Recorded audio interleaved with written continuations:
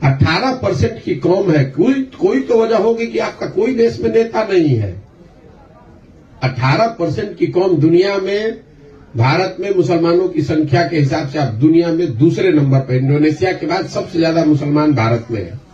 और इतनी बड़ी आबादी, आपका कोई नेता ही नहीं है, कोई समाज से खड़ा ही नहीं हुआ, तो कहीं न कहीं तो आपकी राजनीतिक सोच में कमी है मेरे भाई।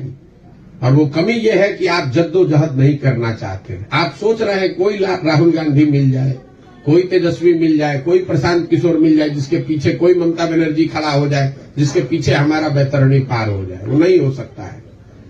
जब तक आप जद्दोजहद के लिए खड़े नहीं होंगे तब तक आपका भला नहीं हो सकता। हम आपके हितैषी रहनुमा नहीं है। हम भी, अगर आप हमारे साथ जुड़िएगा, हम भी आपकी चिंता नहीं करेंगे।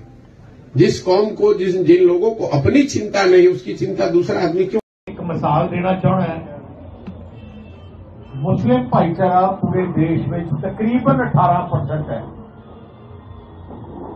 18% एक बहुत बड़ी आबादी होंगी है, पर जे तुसीं मैं पार्लीमेंट देख रहा सी, जम्मू तो लैके हैदराबाद तक एक भी उन्हों का नुमाइंदा नहीं है। कारण एकता नहीं है, एक झंडे थले इकट्ठे नहीं है, एक उन्होंने पार्टी नहीं है, वंडे होने कारण कोई उन्होंने ताकत नहीं है।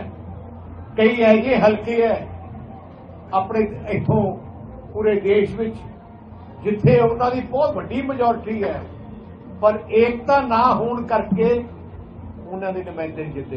तो हो की रहा है, तुसीं देख रहे हो कि किवें उन बाबरी मस्जिद ते हमले हो गए, कुछ भी होया,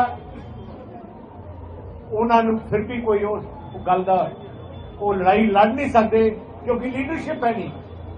आपां 2% है, पर अपनी वड्डी ताकत आपां सारे